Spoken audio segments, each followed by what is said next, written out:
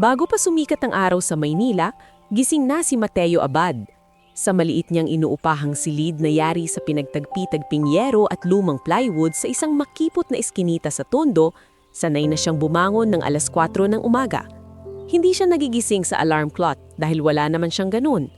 Ang naghihila sa kanya palabas ng manipis na higaan ay ang ugong ng mga unang truck sa kalsada, ang tahol ng mga aso sa kabilang bahay, at ang matagal na niyang nakagisnang takot na baka mahuli siya sa trabaho. Tahimik siyang naupo sa gilid ng kama at pinahid ang antok sa kanyang mga mata. Katabi ng maliit niyang lamesa ang isang lumang electric fan na paminsan-minsay umiikot, paminsan-minsay tumitigil. Sa ibabaw ng lamesa ay may maingat na nakasalansang ilang lumang libro, mga librong hindi binili, hindi hiniram, kundi pinilot lamang niya noon sa iba't ibang lugar, sa basurahan sa istasyon, sa gilid ng bangketa, sa kahon ng mga inabandonang gamit sa isang lumang apartment.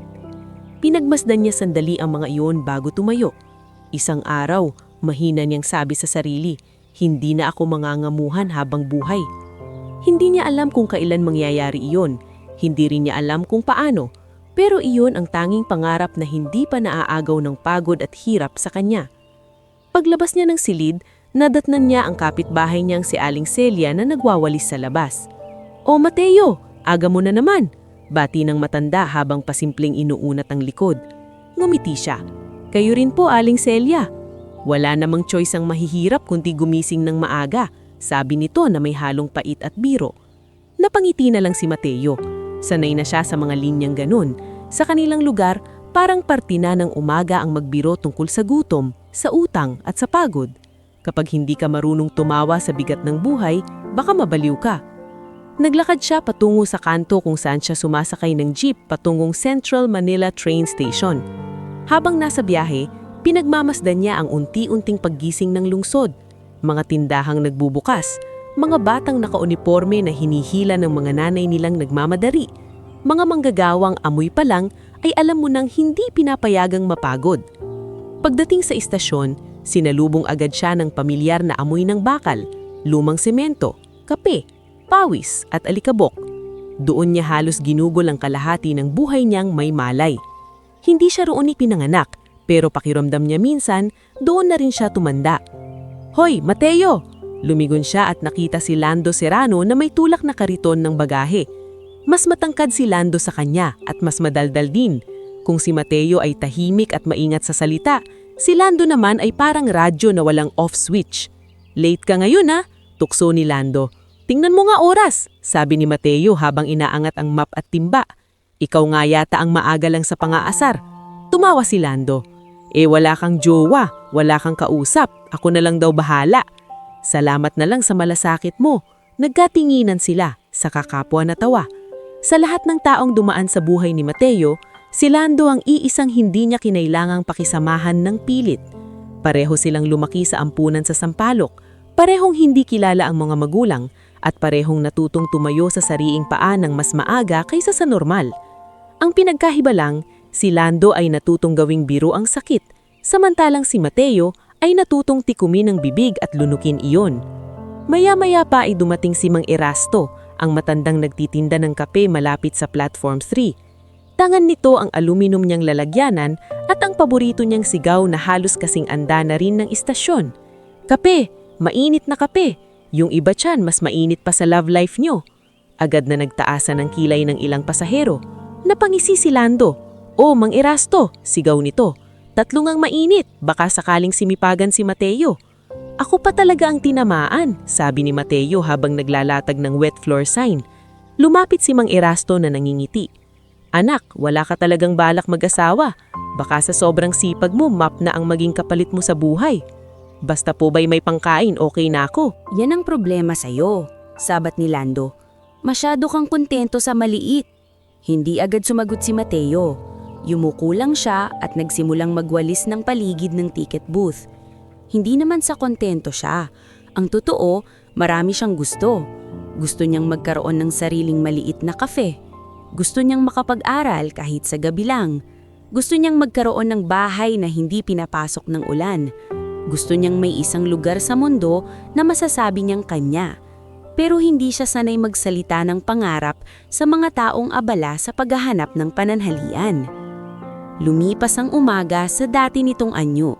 Sunod-sunod na tren, nagmamadaling yabag, iyak ng batang ayaw magpabuhat, sigaw ng dispatcher, kalansing ng baryang nahuhulog, at alikabok na paulit-ulit niyang nililinis kahit babalik din naman. Sa gitna ng lahat ng iyon, si Mateo ay parang parte na lang ng istasyon. Nandoon, gumagalaw, nakikita, ngunit hindi talaga napapansin. Bandang 9:00, dumating si Joy Bautista, isa sa mga conductor ng southbound line. Maaliwalas ang mukha nito kahit laging pagod. "Mateo?" tawag niya. "Nakita mo ba yung maliit kong tumbler? Yung kulay blue? Tinignan mo sa staff room? 3 beses na. Baka dinala na naman ni Nilo." Umiling si Mateo, saka tumuro sa ilalim ng bench malapit sa gilid. Nandon. Napabuga ng tawa si Joy. "Grabe, mata ka ba ng agila?" "Hindi," sagot niya. "Sanay lang maghanap ng mga bagay na ayaw magpahanap." Sandaling natahimik si Joy bago ngumiti. "Kaya mo sigurong mabuhay kahit saan, no?" Napatingin si Mateo sa kanya. Hindi lahat ng marunong magtiis, gustong nagtitiis. Parang may kung anong sumagi sa isip ni Joy, pero hindi na ito nag-usisa. Sa halip ay iniabot niya ang isang supot ng pandesal. "Oh, galing kay Aling Salve. Sabi niya, lagi mo raw nakakalimutang mag-almusal." Napangiti si Mateo ng kaunti. "Pakisabi salamat." Nang magtanhali, humina ang daksa ng pasahero. Doon madalas nakakasingit si Mateo ng ilang subo ng pandesal at kape habang nakaupo sa sulok sa likod ng maintenance room. Habang kumakain, may inilabas siyang lumang libro mula sa kanyang bag. Isang aklat tungkol sa mga taong nagsimula sa wala at nakapagtayo ng maliliit na negosyo. Hindi niya iyon binabasa para mangarap lang. Binabasa niya iyon na parang nagtatanong sa bawat pahina. Kung kaya nila, bakit hindi ko kaya? "Eto ka na naman." Napatingala siya. Nakatayo sa harap niya si Lando. May hawak na plastik na may lamang pansit. "Ano bang meron dyan sa mga librong yan? Mayaman ka na ba bukas kapag natapos mo?" "Hindi," mahinang sagot ni Mateo. "Pero mas mabuti nang may natututunan ako kaysa puro reklamo." "Aray!" sabi ni Lando, kunway tinamaan. "Parinig pa." Ibinaba ni Lando ang pansit sa tabi niya at umupo.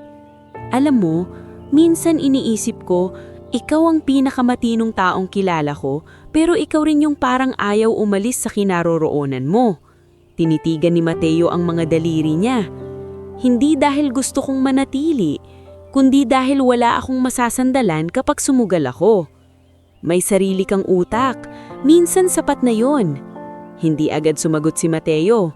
Sa totoo lang, natatakot siyang maniwala roon. Ang mahirap kasi sa mga tulad niya, kapag nahulog, hindi ka lang babagsak, maaari kang tuluyang hindi na makabangon. Pagsapit ng hapon, bumalik ang daksa ng tao. Dumating ang mga estudyanteng pagod, mga empleyadong iritable, at mga pulubing sumisingit sa hagdan para manlimos. Habang naglilinis si Mateo malapit sa isang bangko, napansin niyang may isang batang lalaki na halos kaedad lang ng 8 taong gulang, nakaupo sa gilid habang yakap ang tuhod. "Nasaan nanay mo?" tanong ni Mateo. Umiling ang bata. Gutom ang itsura nito, kaya lumapit siya kay Aling Salve at humingi ng 2 pirasong pandesal. "Aba, ikaw na naman. Puro kabigay, wala nang matitira sa sarili mo." "Okay lang po, bata naman." Tinanggap ng bata ang pandesal na may pag-aalinlangan. "Babalik po ba si Mama?" Hindi alam ni Mateo ang isasagot. Naupo siya sa harap nito at marahang sabi, "Minsan natatagalan lang ang matatanda, pero habang wala, kumain ka muna." Ilang minuto lang ang lumipas ay dumating ang isang babaeng hagulgol ng hagulgol, hinahanap ang anak. Nang makita niya ang bata, agad niya itong hinakap ng mahigpit. "Maraming salamat po, kuya," sabi ng babae kay Mateo na halos umiiyak pa rin. Tumango lang si Mateo. Hindi niya kayang ipaliwanag, pero tuwing nakakakita siya ng mga batang nawawala, may kung anong kumikirot sa dibdib niya. Parang may bahagi sa kanyang matagal nang naghahanap ng isang bagay na hindi niya mahanap-hanap. Pagsapit ng gabi, isa-isang nagsara ang ibang pwesto sa istasyon. Umuwi na si Aling Salve. Si Mang Erasto naman ay nag-iimpake na ng natitirang tasa. Si Joy ay nakasakay na sa huling biyahe niya para sa araw na iyon. "Mateo," tawag ni Joy mula sa pinto ng tren. "Pahinga ka rin minsan." Tumango siya. "Kayo rin. Huwag kang masyadong seryoso sa buhay. Baka maunahan ka pa ng lungkot." Umandar ang tren at naiwan ang mahinang tawa niyang halos hindi niya rin narinig. Bandang 11:00, manipis na lang ang tao sa istasyon. Basang-basa ang labas dahil nagsimula ng umulan ng malakas. Kumislap ang mga ilaw sa labas habang ang hangin ay humahampas sa salamin ng malaking entrance. Si Mateo ay naglilinis na lamang ng waiting area. Paikot-ikot ang mop sa sahig na dinudumihan ng mga huling pasaherong nagtatakbuhan para makasakay. Sa ganitong oras niya pinakagusto ang istasyon. Kapag tumatahimik na ito. Kapag hindi na ito parang hayop na gutom, kundi isang malaking espasyong humihinga na lang sa dilim. Pero nang gabing iyon, may kakaibang pakiramdam siyang hindi niya maipaliwanag. Parang may paparating. Napatigil siya nang may marinig na pagpreno ng sasakyan sa labas ng entrance. Hindi iyon pangkaraniwang taxi o jeep. Isang itim na mamahaling kotse ang dahan-dahang huminto sa gilid ng istasyon. Kitang-kita sa kabila ng bumubuhos na ulan at kumikislap na ilaw ng poste. Bahagyang kumunot ang noo ni Mateo. Sa ganung oras, sa ganung lugar, bihira ang ganung klaseng sasakyan. Ilang segundo ang lumipas, bumukas ang pinto sa likod.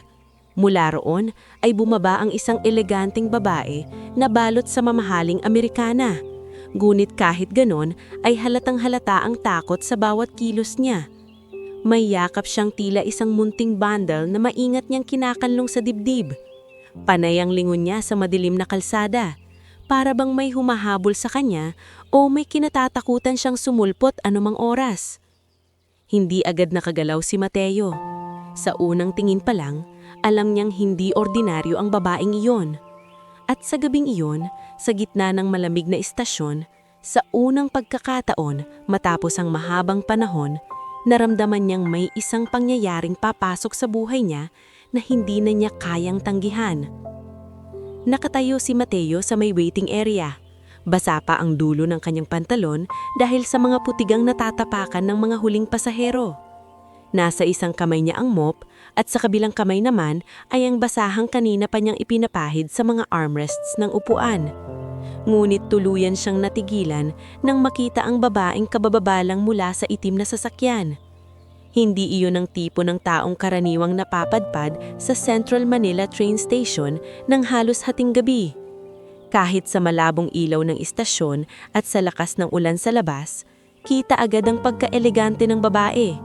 Maayos ang hubog ng kanyang mukha, maputla ang kutis, at kahit bahagyang gulo ang kanyang buhok dahil sa hangin, halata pa ring isa siyang taong sanay sa marangyang buhay.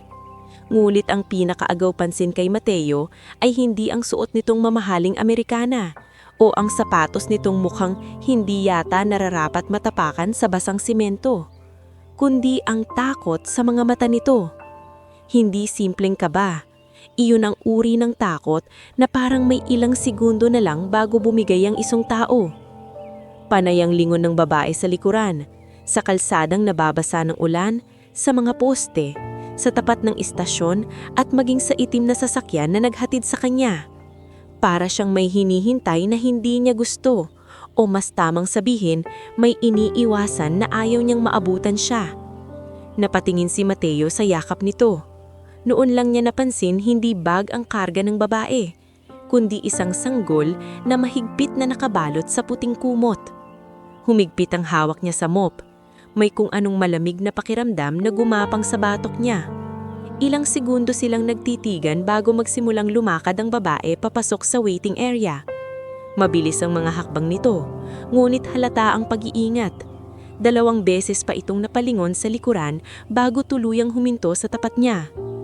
"Ikaw ba ang nagtatrabaho rito?" tanong ng babae. Mababa, mulit nagmamadali ang boses. Tumango si Mateo. Opo, tagalinis po. Tinignan siya ng babae mula ulo hanggang paa, na para bang sinusukat kung mapagkakatiwalaan ba siya o hindi. Karaniwan, kapag tinitignan siya ng gano'n ng mga mayayaman, sanay na siyang makakita ng pagmamataas o pagdududa. Ngulit sa babaeng ito, iba. Hindi panghahamak ang nasa mata nito, desperasyon. Anong pangalan mo? Tanong nito. Mateo po, Mateo Abad. Parang isinasaol ng babae ang pangalan niya. Pagkatapos ay mas humigpit ang pagkakayakap nito sa sanggol. Bahagya nitong ibinuka ang kumot upang silipin ang mukha ng bata. Tulog ang sanggol, ni hindi man lang umiimik kahit malakas ang ulan at hangin sa labas. Hindi na napigilan ni Mateo ang sarili. May problema po ba? Kailangan niyo po ba ng tulong? Sandaling napapikit ang babae, na para bang may pinipigilang luha. Nang dumilat ito muli, tila nakapagpasya na. Pakisuyo, sabi nito. Hawakan mo muna siya. Hindi agad nakausad si Mateo. Ano po? Pakiusap. Mas mahina na ang boses nito ngayon, ngulit mas mabigat. Kahit sandali lang. Bago pa siya tuluyang makapag-isip, iniabot na ng babae ang sanggol sa kanya. Nanigas si Mateo sa pagkakatayo. Maingat niyang sinalo ang bata, halos hindi humihinga sa takot na baka may magawa siyang mali. Mainat ang katawan ng sanggol sa kanyang mga bisik, maliit, magaang at tila napakanipis ng agwat sa pagitan ng katahimikan nito at ng posibilidad na umiyak anumang oras. Napatingin siya sa babae. Ma'am, sandali. Ngunit muli na naman itong napalingon sa labas. Mula sa malayo, tila may liwanag ng isa pang sasakyan na sumingit sa dulo ng kalsada. Lalong namutla ang babae. Makinig ka sa akin, mabilis nitong sabi. Wala akong oras. Kung mabait kang tao, huwag mo muna siyang ibibigay kahit kanino. Lalong kumunot ang noon ni Mateo. Pero sino po kayo? Bakit hindi siya nito pinatapos? Hindi ligtas ang anak ko. Nanlalamig ang boses ng babae pero malinaw ang bawat salita. May mga taong naghahanap sa kanya, hindi nila siya pwedeng mahanap. Anak niyo? Ulit ni Mateo, saka napatingin sa sanggol. Tumango ang babae. Sa unang pagkakataon, malinaw niyang nakita ang panginginig ng mga kamay nito. Ma'am, hindi ko po maintindihan. Bakit niyo po siya ibinibigay sa akin? Hindi niyo nga po ako kilala. Isang mapait na ngiti ang dumaan sa labi ng babae. Minsan, mas ligtas ipagkatiwala ang buhay sa isang estranghero kaysa sa sariling dugo. Parang may dumaan na kuryente sa katawan ni Mateo sa narinig niya. Bago pa siya muling makapagtanong, may iniabot ang babae mula sa loob ng kumot. Isang makapal na sobre na bahagyang basa sa gilid. Basahin mo ito kapag nakaalis na ako, sabi nito, at huwag mo ako susundan. Ma'am! Gulat niyang tawag nang bigla na itong umurong ng isang hakbang. Lumapit pa sana siya, ngulit natakot siyang maalog ang sanggol sa kanyang bisik. Sa loob lamang ng ilang segundo, tumalikod ang babae at mabilis na naglakad pabalik sa ulan. Sandali lang po, sigaw niya. Hindi ko po kayang... Ngunit hindi siya litanilingon. Binuksan ng driver ang pinto ng kotse. Sumakay ang babae. Umandar ang sasakyan agad-agad. At sa isang iglap, natangay na iyon ng dilim at ulan sa labas ng istasyon. Naiwang nakatayo si Mateo, hawak ang sanggol at ang sobre, habang tila bumigat ng bigla ang buong paligid.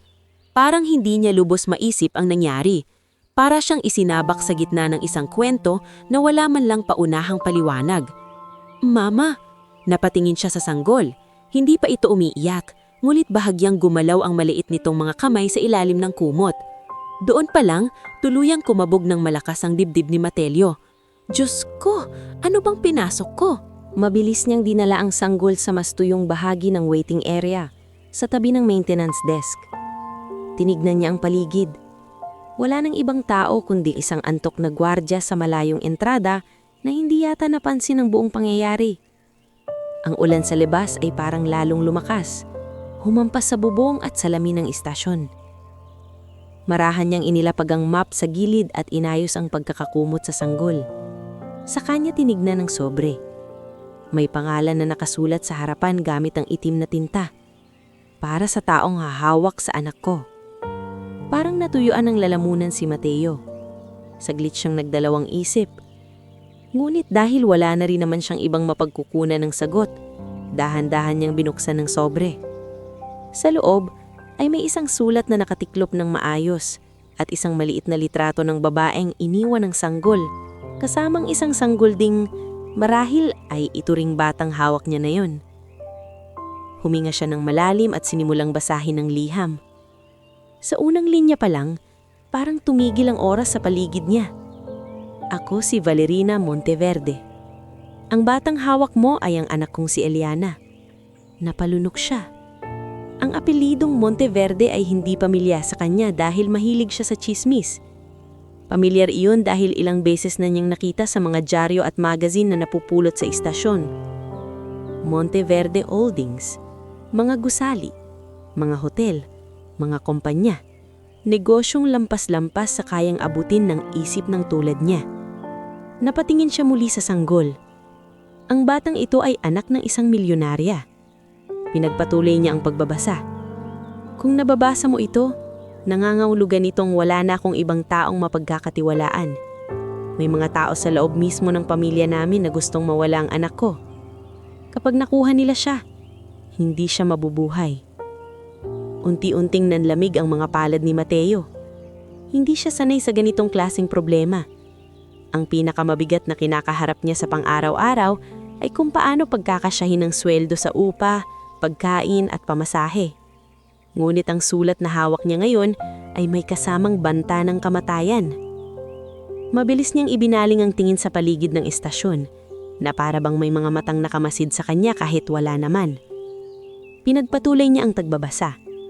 Ang mga taong iyon ay maaring magpanggap na pulis, abogado, kamag-anak o tagapagligtas.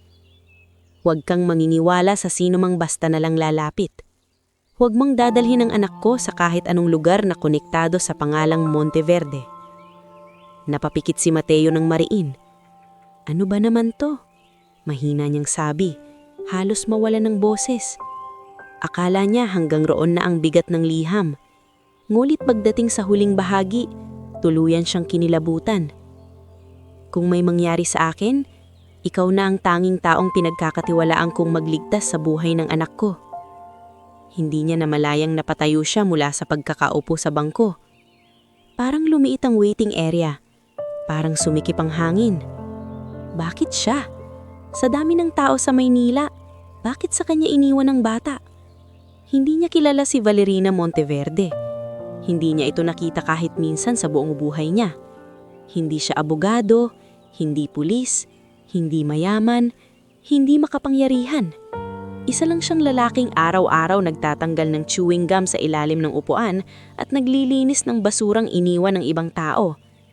Kaya bakit sa kanya? Napabuntong hininga siya ng malalim at muling napaupo. Naninginig ang mga daliri niyang ibinalik ang liham sa sobre. Pagkatapos ay may narinig siyang mahina ngunit malinaw na tunog. Ang sanggol. Napatingin siya sa batang si Eliana. Bahagyang gumalaw ang bibig nito. Saka sumunod ang munting iyak. Hindi iyon malakas ngunit sapat para ipaalala kay Mateo na sa gitna ng lahat ng gulong biglang sumabog sa kanyang gabi, ay may isang buhay na totoong nakasalalay ngayon sa kanya. Ayan, kinakabahan niyang sabi habang marahang inuuga ang bata. Sige, okay lang. Sandali. Wala siyang alam sa pag-aalaga ng sanggol. Hindi pa nga siya kailanman nakapagbuhat ng bagong silang ng matagal. Ngulit dahil wala namang ibang pwedeng umako sa sandaling iyon, kinapalan niya ang loob niya at mas inayos ang hawak sa bata.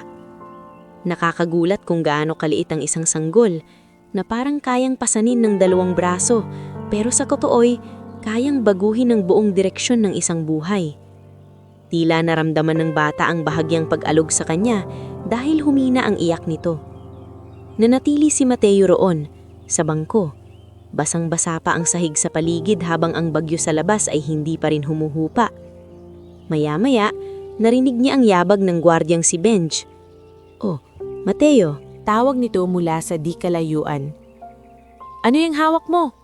Mabilis na napalingon si Mateo, saka agad tinakpan ng kaunti ang mukha ng sanggol gamit ang kumot. Anak ng pasahero," mabilis niyang sagot.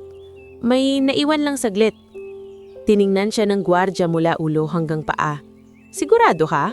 Parang hindi yan saglit." "Babalik din siguro," pilit niyang sabi, kahit siya mismo ay hindi na naniniwala roon. Nagkibit balikat si Benj. Basta, wag mong hayaang mapahamak dito. Ayoko ng gulo sa report. Hindi po. Nang makaalis ang gwardya, humugot ng malalim si Mateo ng hangin. Doon niya unang naisip na hindi na siya pwedeng manatili roon ng matagal. Kung totoo ang laman ng liham, posibleng may naghahanap na sa bata. Posibleng may nakakita sa kotse.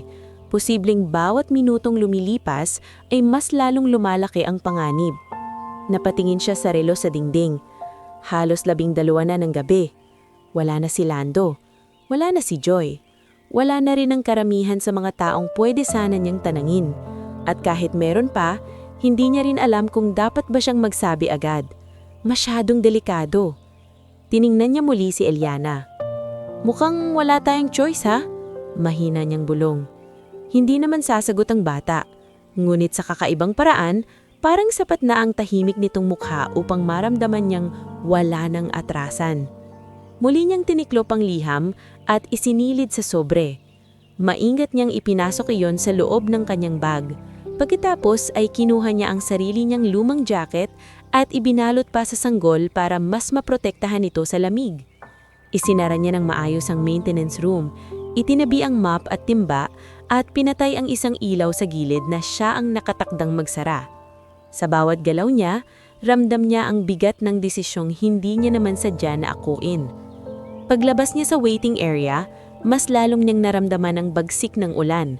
Ngunit mas matindi roon ang pakiramdam na tila may kung anong nagbago na hindi na maibabalik sa dati.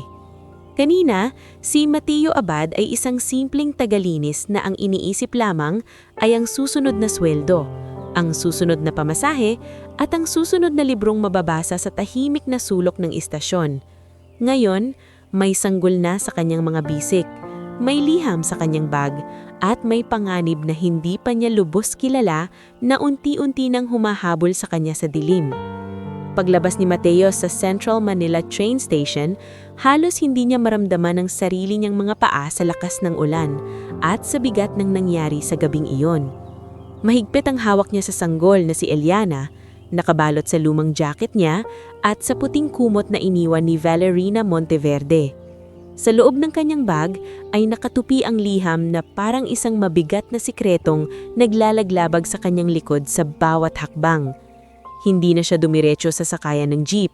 Sa halip, mabilis siyang lumiko sa makitid na eskinita sa likod ng istasyon, dumaan sa isang maliit na tindahang sarado na at sumilong sandali sa ilalim ng lumang tolda ng karinderya.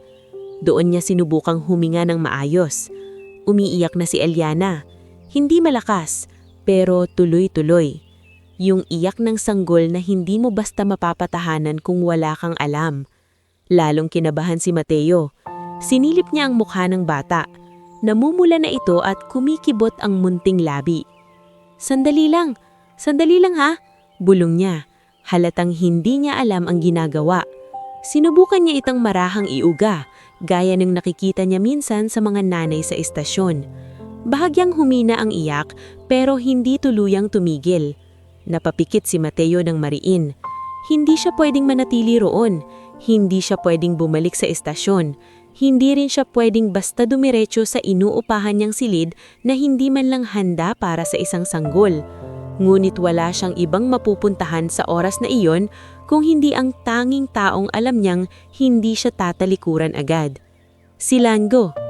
Mabilis siyang nagtungo sa inuupahang silid ni Lando na nasa kabilang dulo lang ng kanilang eskinita. Halos mapatid ang hininga niya pagdating sa pinto dahil sa pagtakbo. Kumatok siya ng sunod-sunod. "Oy, sino ba yan?" Iritadong sigaw ni Lando sa loob. "Lando, buksan mo, ako to." Maya-maya'y bumukas ang pinto at lumabas ang kaibigan niyang nakasando lang at halatang kararating sa tulog. Ngunit agad itong napatigil nang makita ang sanggol sa bisik ni Mateo. "Ano yan?" Bulalas nito. "Kanino yan?" "Papasukin mo muna ako." Sa tono pa lang ni Mateo, alam na nilang na hindi biro ang sitwasyon. Wala nang tanong-tanong pa, agad itong umatras at pinapasok siya. Maliit lang din ang silid ni Lando, pero mas maaliwalas ng kaunti kaysa sa kanya. May iisang kama, isang plastik na mesa at maliit na benteyador. Pagkapasok pa lang ni Mateo, maingat niyang inilapag si Eliana sa ibabaw ng kutsyon, ngunit patuloy pa rin ang mahinang pag-iyak nito. "Nagbibiro ka ba?" tanong ni Lando, hindi pa rin makapaniwala. "Saan mo napulot yan?" "Hindi ko napulot," sagot ni Mateo habang hinuhubad ang basang tsinelas. "Iniwan siya sa akin." "Iniwan?" Tumaas ang boses ni Lando. "Mateo, tao yan, hindi payong."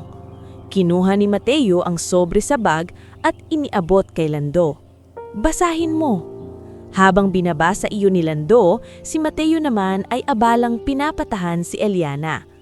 Pakiramdam niya, mas lalo siyang nininerbiyos habang nakikita niyang lumalalim ang kunot sa noo ng kaibigan.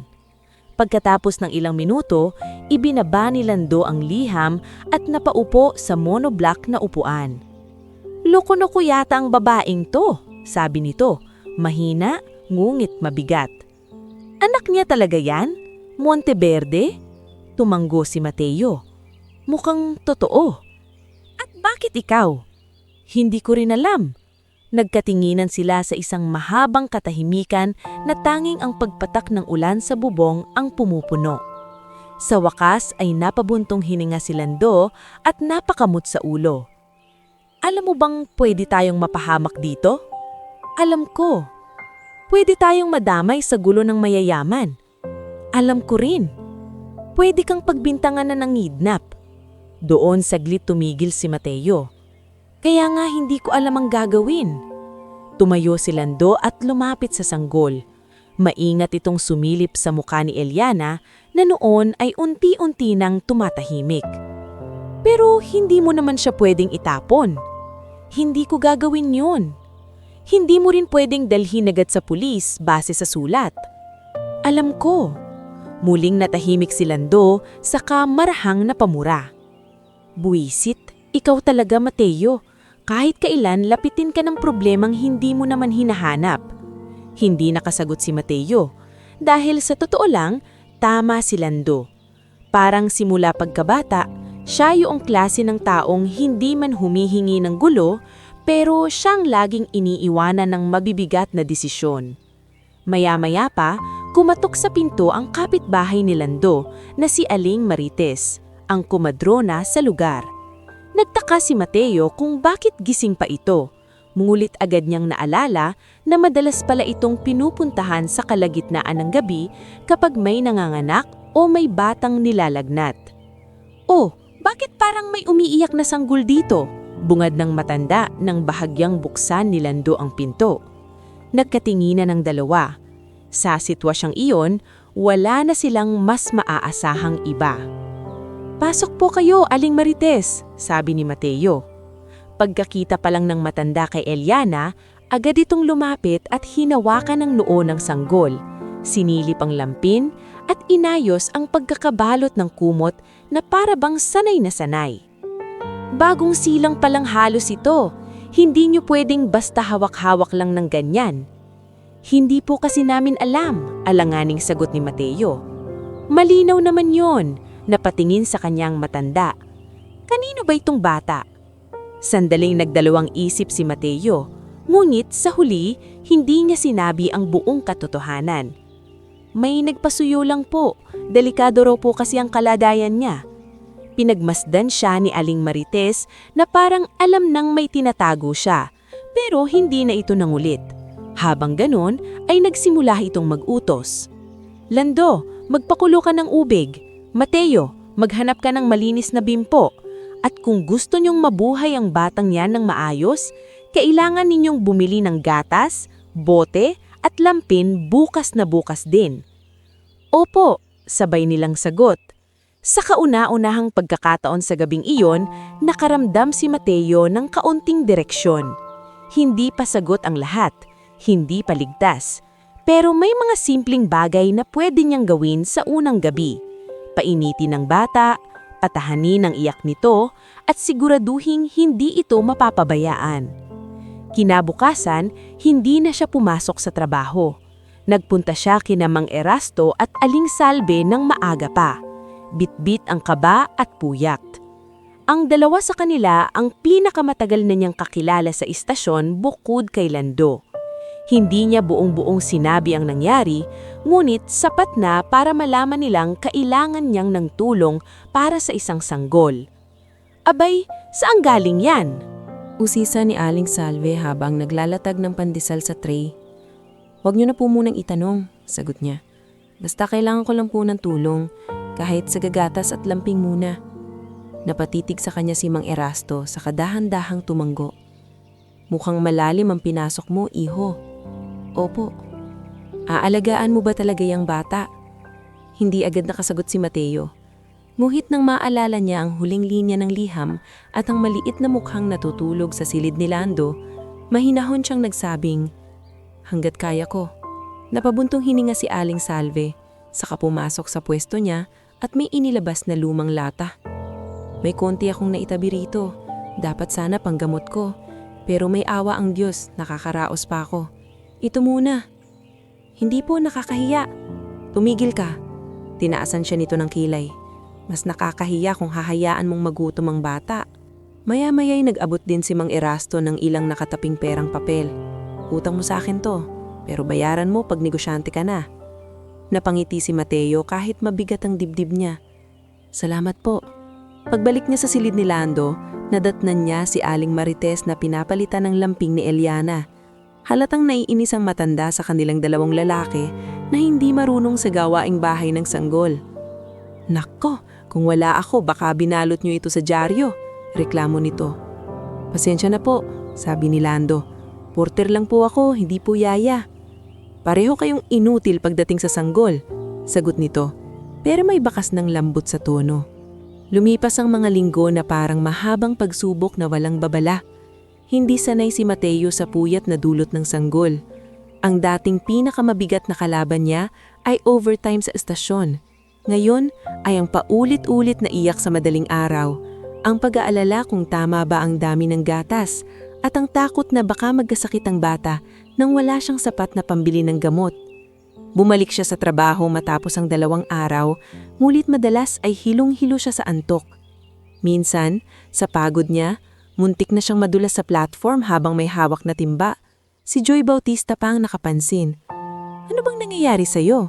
tanong nito habang inaalayayan siya sa gilid. "Parang 3 gabi ka nang walang tulog." "May inaalagaan lang," sagot niya. "Girlfriend?"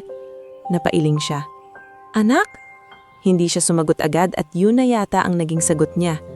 Napadilat si Joy. "Ha? Mateo? Totoo ba?" Mahabang kwento. Sa halip na usisain pa siya, inabutan siya ni Joy ng biskwit at Tetra Pak na gatas. "Kain ka muna. Hindi pwedeng ikaw ang bumagsak." Araw-araw, mas lalong napapalapit ang loob ni Mateo kay Eliana. Sa bawat ngiting hindi pa buo, sa bawat maliit na daliring kumakapit sa kanyang hintuturo, sa bawat gabing siya lang ang nakakapagpatahan sa iyak nito, unti-unti niyang naramdaman ng isang bagay na hindi niya inaasahan. Responsibilidad muna ang una niyang naramdaman, kasunod noon ay awa. Pagkatapos, hindi niya namalayang naging pagmamahal na. Ngunit kasabay ng pagbuo ng kakaibang pamilyang iyon ay ang paglapit din ng panganib. Isang hapon, habang naglilinis siya malapit sa labas ng station entrance, may 2 lalaking nakapolo ang dumating at nagtanong sa gwardya. Hindi niya sana papansinin, pero may isang pangalang narinig siyang nagpahinto sa kanyang pagwawalis. Sanggol. Dahan-dahan siyang lumingon. Ang isa sa mga lalaki ay matangkad, maayos ang gupit at halatang hindi sanay sa init at dumi ng paligid. Tinitigan nito ang mga tao sa istasyon na parang isa-isa nitong sinusukat. Nang nagtama ang tingin nila ni Mateo, may malamig na pakiramdam na dumaan sa dibdib niya. Lumapit ito sa kanya. "Pasensya na," sabi ng lalaki. "Ikaw ba si Mateo Abad?" Parang nanuyo ang lalamunan niya. "Bakit?" "May hinahanap lang kaming impormasyon." Dumukot ang lalaki ng ID. "Ako si Victor Lorente, dating security consultant ng pamilya Monteverde." Hindi hinawakan ni Mateo ang ID. Tinignan niya lang iyong saglit saka ibinalik ang tingin sa mukha ng lalaki. "Ano pong kailangan nyo?" "May babaeng nakita raw dito ilang linggo na ang nakaraan. May bitbit na sanggol." Bahagyang ngumiti si Victor pero malamig iyon. Baka may napansin ka. Sa segundo mismong iyon, naalala ni Mateo ang babala sa liham. Maaaring magpanggap na pulis, abogado, kamag-anak o tagapagligtas. Biglang tumindi ang tibok ng puso niya, pero pinilit niyang panatilihing payapa ang mukha. "Marami pong dumadaan dito," sagot niya. "Hindi ko na po maalala." Tinitigan siya ni Victor ng matagal, na parang sinusubukang silipin ang laman ng isip niya.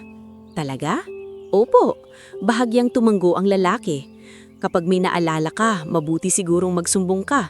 May batang nasa panganib." Gusto sanang sabihin ni Mateo na alam niya iyon at kaya nga niya ito itinatanggi.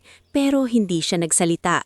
Tahimik lang siyang tumanggo hanggang sa tuluyang lumayo si Victor kasama ang isa pang lalaki. Pagkaalis ng dalawa, halos manghina ang tuhod ni Mateo. Kinagabihan, hindi na siya nag-aksaya ng oras. Dumiretso siya kay Joy, ang tanging kakilala niyang may kamag-anak sa Laguna. "Joy," sabi niya, halos pabulong habang nakatayo sila sa gilid ng bagon. "Kailangan ko ng tulong." Nakita ni Joy ang takot sa mukha niya, kaya hindi na ito nagbiro. "Ano yun?" "Kailangan kong umalis ng Maynila, kahit pansamantala lang. May hiligtas ba kayong lugar?" Matagal siyang tinitigan ni Joy bago sumagot. "May tiyahin ako sa isang maliit na bayan sa Laguna. May paupahang lumang kubo sa likod ng bahay nila. Tahimik doon, hindi matao. Pwede ba kami roon?" "Kamusta kalala?"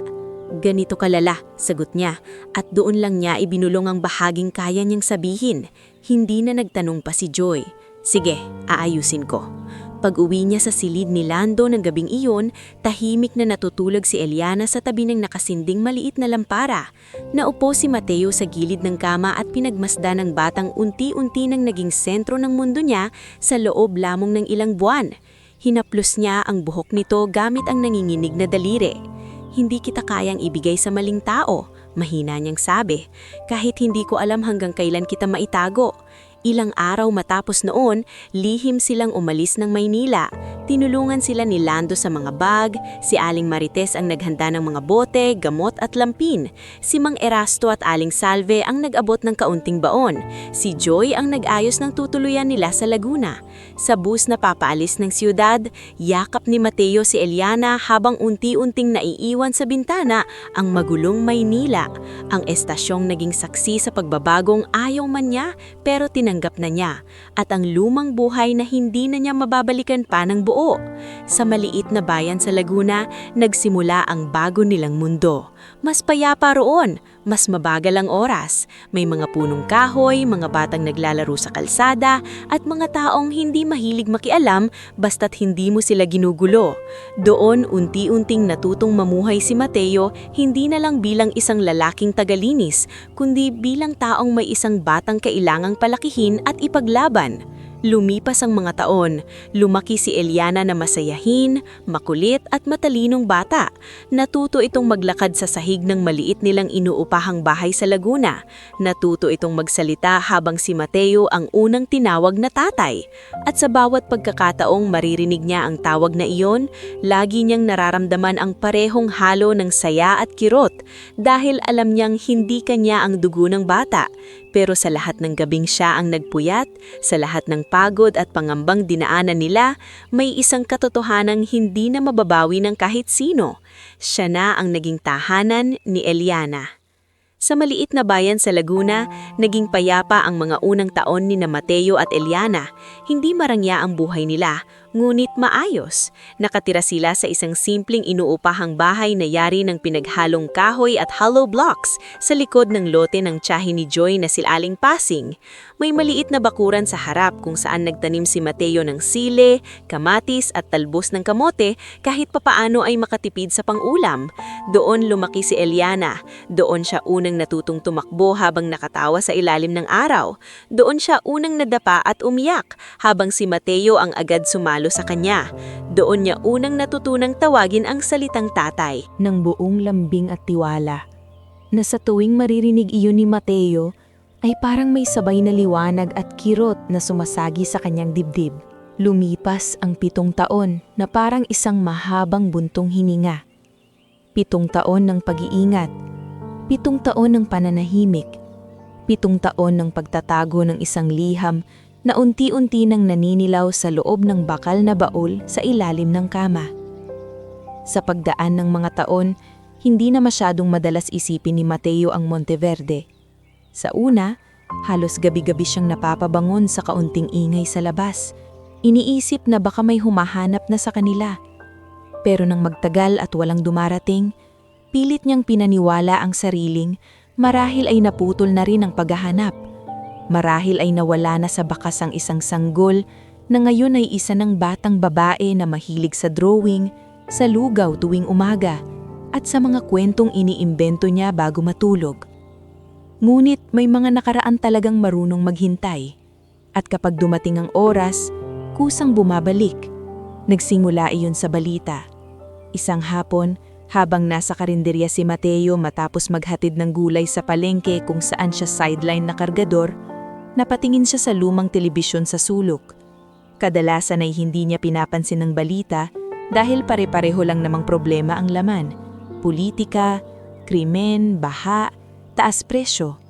Ngulit nang marinig niya ang apelyidong matagal na niyang ibinaon sa alaala, napahinto siya sa pagsubo. Lumalala ang krisis sa Monteverde Holdings matapos lumabas ang mga dokumentong nag-uugnay sa ilang matataas na opisyal ng kumpanya sa malawakang anomalya sa lupa, ghost contracts at money laundering. Biglang bumigat ang hawak niyang kutsara. Sa screen ay lumabas ang larawan ng isang lalaking nasa edad 40, matangos ang ilong at may matang malamig kahit nakangiti sa harap ng kamera. Rafael Monteverde. Parang may humigpit sa sikmura ni Mateo. Hindi man niya personal na kilala ang lalaki. Maraming gabi niyang tinitigan ang pangailang iyon sa liham ni Valerina. Paulit-ulit hanggang sa halos kabisado na niya ang bigat ng bawat letra. Mateo, okay ka lang ba? Nilingon niya si Bong Ureta, ang may-ari ng karinderya. Matagal na rin niya itong kakilala roon sa bayan. Oo, sagot niya. Ngunit halata sa boses niyang may kung anong nabasag sa kanyang katahimikan. Namumutla ka. Uminom ka muna ng tubig. Tumanggo siya pero hindi na muling nakinig sa ibang bahagi ng balita. Sapat na ang nakita niya para magising ang mga takot na matagal niyang inakalang tulog na. Pag-uwi niya sa bahay, nadatnan niya si Eliana na nakaupo sa sahig. May hawak na krayola at gumuguhit ng malaking bahay na may puno sa tabi. Sa gilid ng papel ay may 3 tao. Isang lalaki, isang batang babae, at isang babaeng hindi niya kilala. Ano yan? Tanong ni Mateo. Pilit pinapakalma ang sarili. Napangiti si Eliana at iniangat ang papel. Tayo po yan. Napatingin siya sa babaeng iginuhit sa papel. Sino to? Kayo po bahala. Inosenteng sagot ni Eliana. Sabi po ni Teacher Mylene, kumpleto ang pamilya kapag may nanay. Parang may dahan-dahang tumusok sa dibdib ni Mateo. Hindi ito ang unang beses na nagtanong o nagpahiwatig si Eliana tungkol sa ina. Ngunit sa bawat taon na lumilipas, mas lumalalim ang mga tanong nito at mas humihirap sagutin nang hindi siya nagsisinungaling o nagsasabi ng buong totoo. Umupo siya sa tabi ng bata at hinaplos ang buhok nito. Hindi lahat ng pamilya pare-pareho. Pero may mama po ba ho? Doon siya natahimik. Hindi siya pwedeng magsinungaling habang buhay. Ngulit hindi rin niya kayang ibigay ang buong kwento sa batang 7 taong gulang pa lamang. Meron, maingat niyang sagot. At minahal ka niya. Nasaan po siya? Huminga ng malalim si Mateo. Malayo. Babalik po ba siya? Hindi siya agad nakasagot. Sa halip ay nayakap niya na lang si Eliana. Hindi ko pa alam. Kinagabihan, habang mahimbing nang natutulog ang bata, hinugot niya mula sa ilalim ng kama ang lumang bakal na baul. Binuksan niya iyon at maingat na inilabas ang sobre at ang liham ni Valeriana. Naninilaw na ang papel, ngunit malinaw pa rin ang laman. Parang hindi nga ito tumanda, habang sila ay napagod na sa pagtakbo palayo rito. Habang binabasa niya muli ang mga salita, may narinig siyang mahinang katok sa pinto. Agad siyang napatayo. Hindi iyon ang katok ng kapitbahay na may hinihiram. Hindi rin iyon ang kalampag ng batang naglalaro. Maingat, kontrolado, parang may tiyak na pakay. Mabilis niyang itinago muli ang liham sa likod niya bago lumapit sa bintana at bahagyang sumilip. Isang matandang lalaki ang nakatayo sa labas. Nakaayos ang barong, ngulit basa ang laylayan dahil sa putik. May hawak itong payong at isang leather bag. Hindi pamilyar ang mukha, ngunit hindi rin mukhang taga-roon sa baryo. Mateo Abad, tawag ng lalaki sa mahinahong tinig. Hindi agad sumagot si Mateo. Sino po kayo? Pasensya na sa ganitong oras. Ako si Attorney Sebastian Ortega. Parang huminto ang hangin sa maliit na bahay. Hindi niya binuksan agad ang pinto. Ano pong kailangan niyo? Mahaba-habang paliwanag, sagot ng matanda. Pero hindi ako nandito para manakit. Matagal ko na kayong hinahanap. Lalong tumindi ang kabog ng dibdib ni Mateo. Napatingin siya sa higaan kung saan natutulog si Eliana. Hindi siya pwedeng gumawa ng padalos-dalos na hakbang. Paano niyo ako nahanap? Tanong niya habang nananatiling nasa likod ng nakasarang pinto. Dumaan ako sa Maynila. Nakausap ko ang ilang lumang empleyado sa istasyon. May mga naaalala pa pala sa'yo. Mula roon, inabot ko si Joy Bautista. Saglit itong tumigil. Hindi siya basta nagsalita. Pero nang sabihin kong para ito kay Valeriana, doon siya pumayag. Napapikit si Mateo.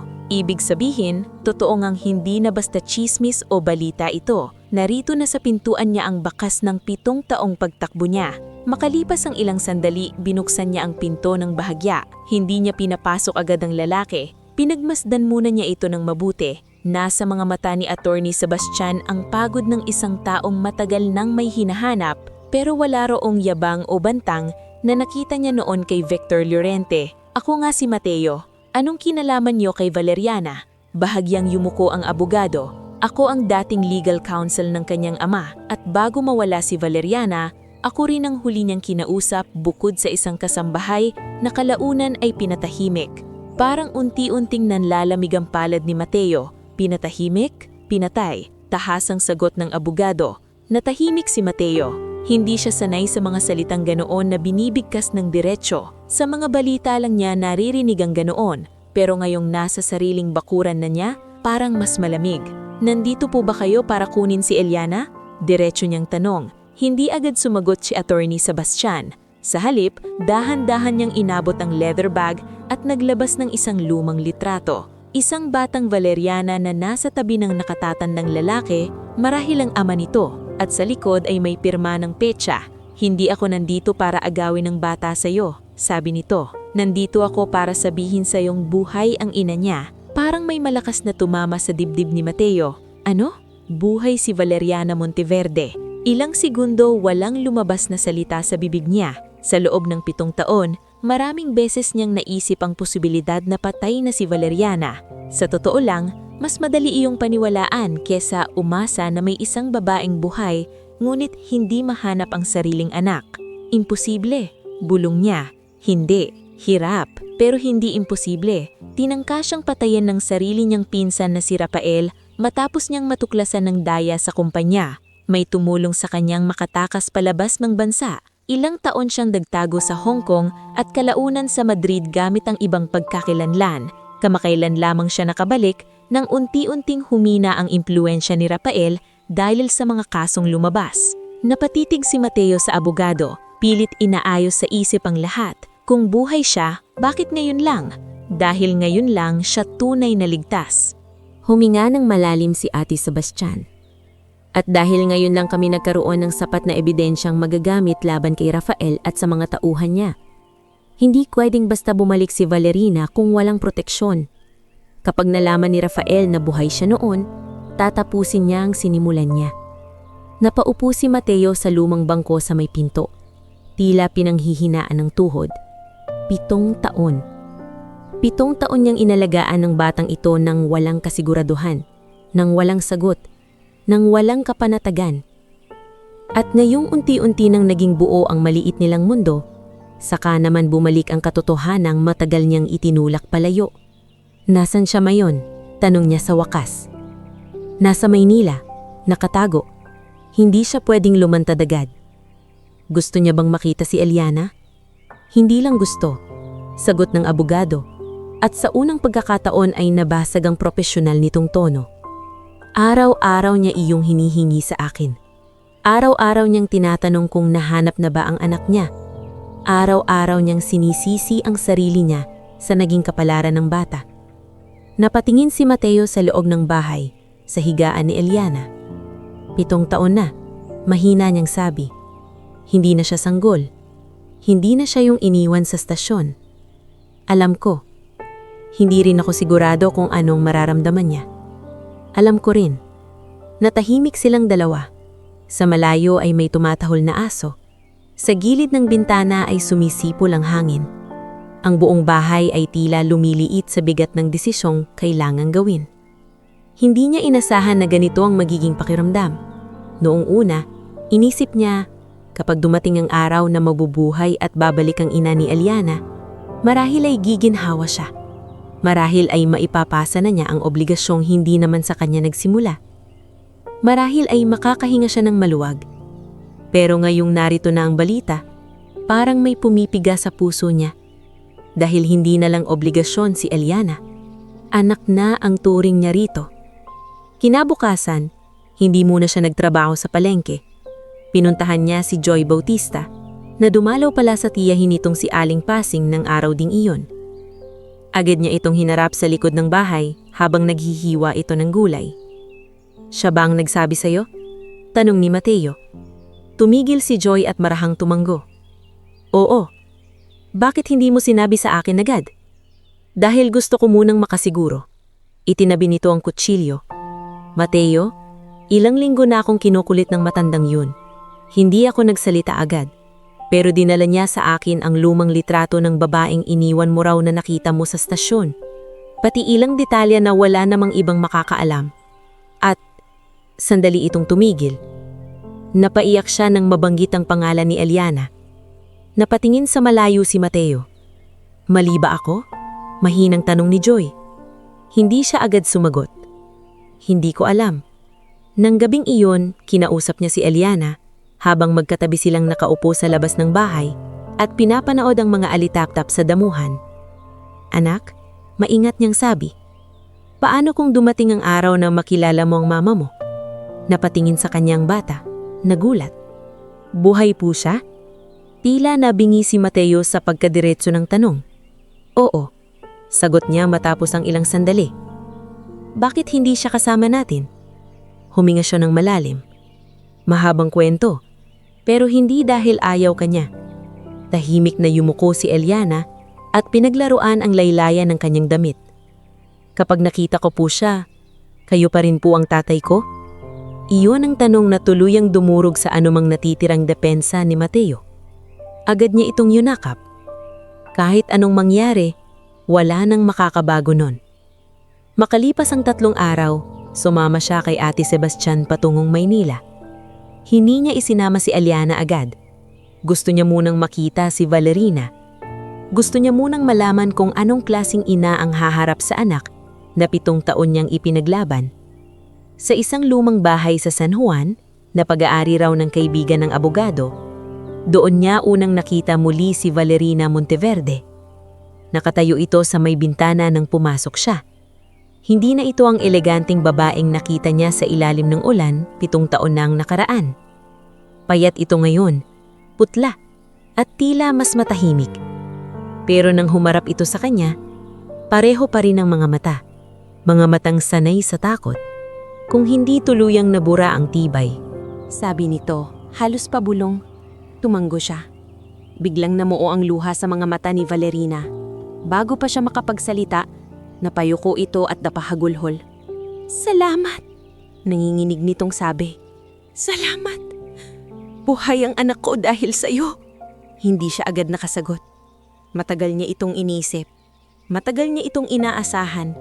Pero nang naroon na ang ina ni Eliana sa kanyang harapan, hindi bilang pangalan sa sulat, kundi bilang totoong taong humihinga at umiiyak, doon niya naramdaman ang bigat ng katotoanang matagal niyang iniiwasan. Dumating na ang panahon, at kahit gaano niya kamahal si Eliana, alam niyang hindi niya maaaring ipagkait habang buhay ang isang ina sa anak nito.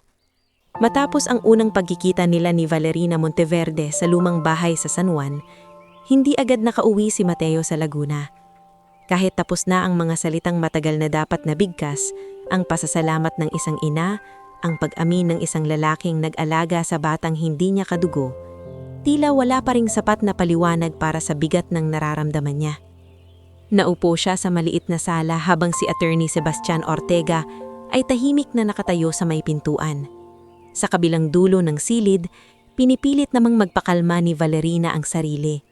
May baso siya ng tubig sa kamay pero halatang hindi niya iyon kayang inumin dahil sa panginginig ng daliri niya. Ayoko pong magsinungaling sa inyo. Unang sabi ni Mateo matapos ang mahabang katahimikan. Galit po ako sa inyo noon. Hindi umangal si Valerina.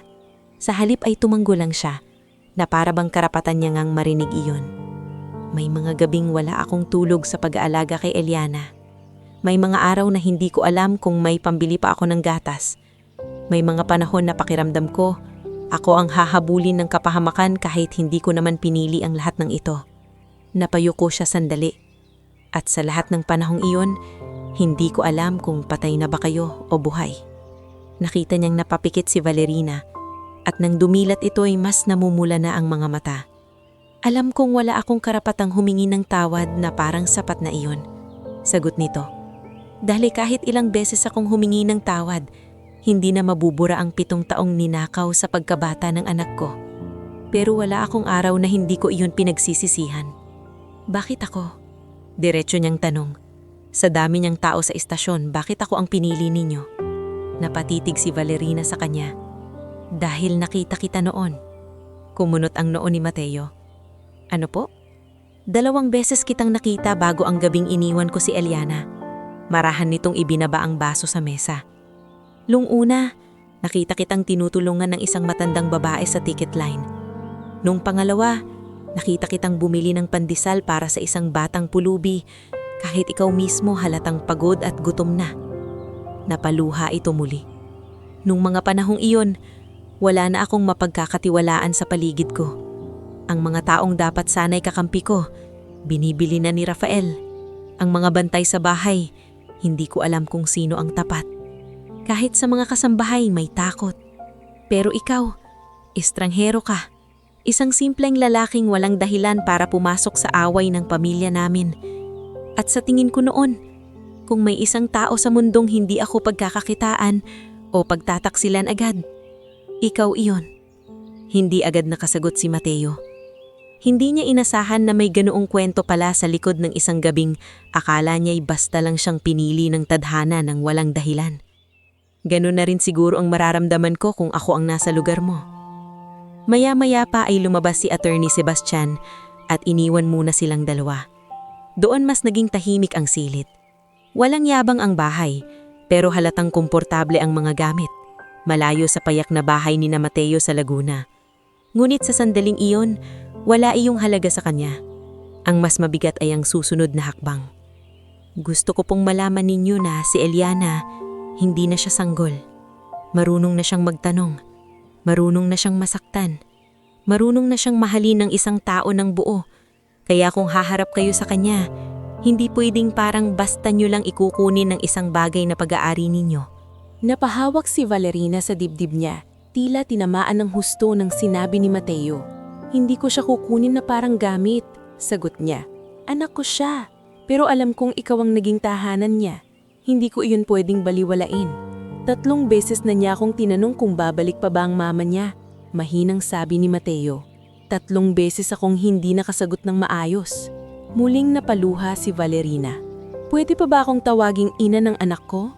Kahit hindi ko siya naalagaan? Hindi agad sumagot si Mateo. Sa halip, ay tumingin siya sa bintana, sa dapit hapon ng San Juan, sa daang unti-unti ng sinisindihan ng mga poste. Sa huli, saka lang siya humarap muli. Depende sa gagawin ninyo mula ngayon. Kinabukasan, bumalik siya sa Laguna bit-bit ang bigat ng usapan nila. Hindi muna niya isinama si Valerina. Gaya ng napag-usapan nila, kailangan munang ihanda si Eliana. Kailangan muna nilang gawin ng tama ang lahat. Hindi pwedeng biglaan. Hindi pwedeng parang eksena lang sa telebisyon. Dahil sa totoong buhay, ang puso ng bata ay hindi basta-bastang pinaglalaroan ng revelasyon. Pagdating niya sa bahay, nadatnan niya si Eliana na nasa bakuran kasama si Aling Pasing at nagdidilig ng mga halaman, gamit ang maliit na tabo. Pagkakita pa lang sa kanya ng bata ay agad itong tumakbo. Tatay! Sinalubong niya ang yakap ni Eliana ng buong higpit at sa ilang segundong iyon, muntik na siyang panghinaan ng loob. Gusto niyang itigil ang lahat. Gusto niyang ikulong na lang muli ang liham sa baul at hayaang manatiling tahimik ang buhay nila. Pero alam niyang hindi na iyon tama. Kinagabihan, pagkatapos kumain, naupo silang magkatabi sa gilid ng kama. Eliana, maingat niyang umpisa. Naalaala mo yung sinabi ko sa'yo na buhay ang mama mo? Tumanggo ang bata. Malaki ang mga matang nakatitig sa kanya. Nakita ko siya. Natigilan si Eliana. Talaga po? Oo. Kamukha ko po ba siya? Bahagyang napangiti si Mateo kahit masakit ang dibdib niya. Oo, lalo na sa mata. Tahimik si Eliana ng ilang sandali. Tila iniipon nito ang lakas ng loob para sa susunod na tanong. Bakit po niya ako iniwan? Doon na naman siya sinaksak ng katotohanan. Ngulit hindi siya umiwas. Hindi dahil ayaw kanya. Inilayo kanya sa panganib. Maingat niyang inayos ang mga salita. May masasamang taong gustong saktan kayong dalawa noon. Kung hindi kanya inilayo, baka hindi ka ligtas. Takot po ba siya? Oo, sagot ni Mateo. Pero hindi ibig sabihin nun na hindi kanya mahal. Tahimik na yumuko si Eliana. Maya-maya, narinig niya ang mahina nitong tanong. Pwede ko po ba siyang makita? Napapikit si Mateo. Saka muling dumilat. Ito na ang sagot na pinakakinatatakutan niya at pinakahihintay na rin. Pwede. Makalipas ang 2 araw, dumating si Valerina sa Laguna. Walang itim na mamahaling sasakyan. Walang alalay. Walang anumang simbolo ng yaman. Nakasuot lang siya ng simpleng blouse at slacks. Halos walang make-up. At parang pinili niyang huwag dalhin sa baryo ang anumang magpaparamdam ng agwat sa pagitan niya at ng batang pupuntahan niya. Kasama niya si Attorney Sebastian, ngunit naiwan ito sa labas ng bakuran nang huminto sila sa tapat ng bahay ni Mateo. Ang bata ay nasa ilalim ng punong bayabas noon. May hawak na krayola at lumang notebook. Nang tawagin siya ni Mateo, dahan-dahang siyang lumapit. Anak, sabi niya, ito ang mama mo. Parang tumigil ang buong paligid. Hindi agad umiyak si Valerina. Hindi rin agad lumapit si Eliana.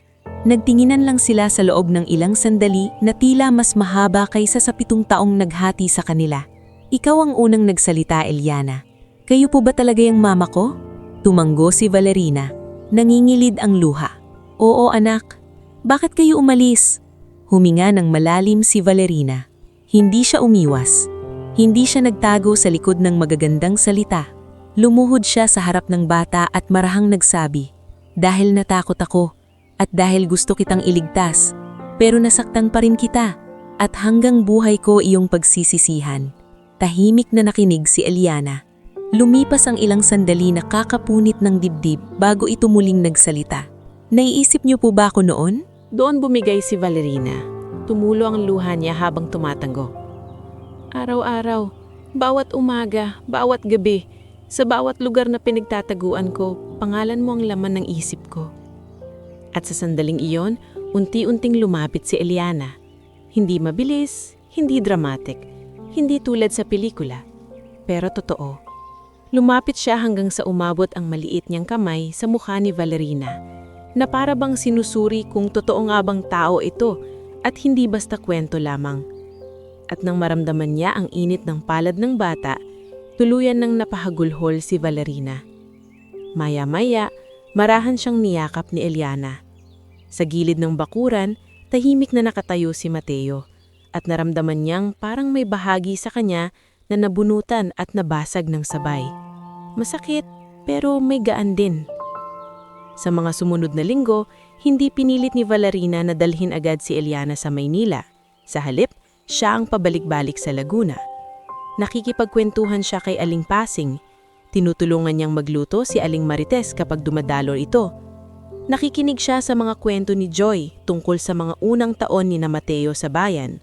At higit sa lahat, maingat niyang binubuo ang tiwala ni Ailana.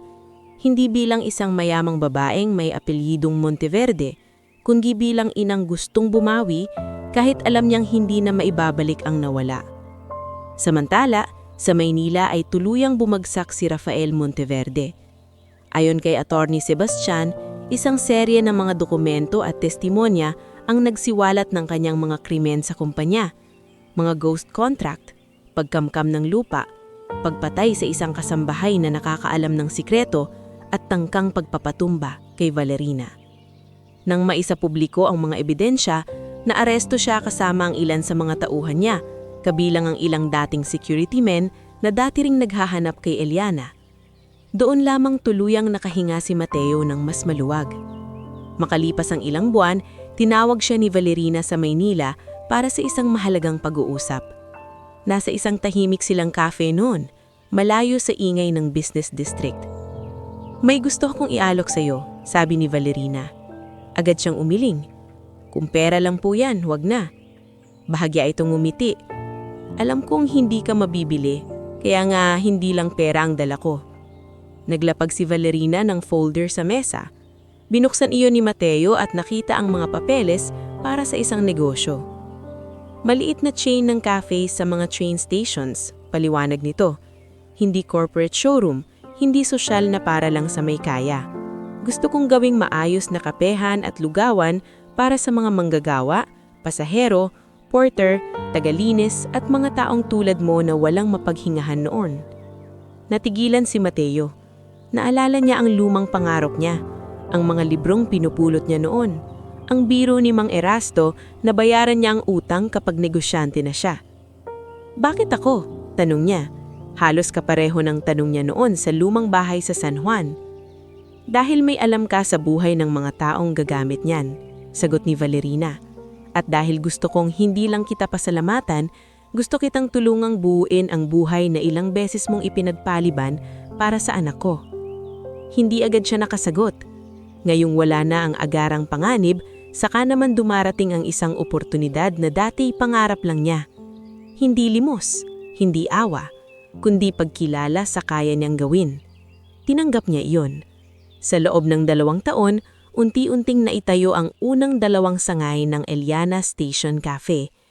Isa malapit sa dati niyang pinagtatrabahuang Central Manila Train Station at isa sa bagong terminal sa Calamba. Kinuha niyang empleyado si Lando bilang operations assistant. Si Joy ang tumulong sa logistics at supplier network. Si Mang Erasto naman ang ginawang consultant sa timpla ng kape at espesyal na barako blend ng cafe. Si Aling Salve naman ang nagturo ng pandesal at ensaymada recipe na naging paborito ng mga biyahero. Unti-unti, lumago ang negosyo. Pero higit sa negosyo, lumawak ang mundo ni Mateo. Nakapagpatayo siya ng maayos na bahay sa Laguna. Nakapag-aral si Eliana sa magandang paaralan, ngunit hindi nawalan ng lambing sa mga taong nagpalaki sa kanya. Natuto rin itong unti-unting yakapin ang pagkakaroon ng 2 tahanan, ang mundong payak kasama si Mateo at ang mundong matagal nang nawala pero pilit binubuo muli ni Valerina. Sa kabila ng lahat, may isang bagay na hindi nagbago. "Tatay!" Tawag ni Eliana isang umaga habang tumatakbo siyang papunta kay Mateo sa harap ng unang sangay ng cafe. 11 taong gulang na siya noon, matangkad na para sa edad niya at maliwanag ang mga mata. Mga matang minananga niya kay Valerina. Pero may lambing na, dun palang mabubuo sa piling ng lalaking nag-aruga sa kanya mula pagkasanggol. Lumuhod si Mateo at niyakap siya. Sa likod nila ay nakatayo si Valerina, tahimik na nakangiti. Wala nang inggit, wala nang agawan. Sa halip, may pag-unawa na nabuo mula sa mahabang sakit at pagbawi. "Tay," sabi ni Eliana habang nakasandal sa balikat niya, "pwede po bang dito ako mag-OJT paglaki ko?" Napatawa si Mateo. "Bata ka pa. Practice lang po." Lumapit si Valerina at inayas ang buhok ng anak nila. "Mukhang may future manager na ang cafe mo." Napatingin si Mateo sa signage ng cafe, sa mga pasaherong pumapasok, sa amoy ng bagong timplang kape, sa init ng pandesal na inilalabas mula sa oven, at sa istasyong minsang naging saksi sa kanyang pagod at kahirapan. Doon din pala magsisimula ang himalang hindi niya inakalang darating sa buhay niya. Minsan, ang isang taong inakalang tagalinis lang ay siya palang magbubukas ng pinto para mabuhay ang pag-asa ng iba. At minsan, ang isang sanggol na iniwan sa gitna ng takot at ulan ay hindi pala tanda ng kapahamakan, kundi simula ng isang pamilyang binuo hindi lang ng dugo, kundi ng sakripisyo, pagtitiis, at pagmamahal na pinili araw-araw. Sa harap ng cafe, sa gitna ng ingay ng estasyon at ng bagong yugto ng kanilang buhay, magkatabing tumayo sina Mateo, Valerina at Eliana. At sa unang pagkakataon matapos ang napakahabang paglalakbay, wala nang kailangang itago.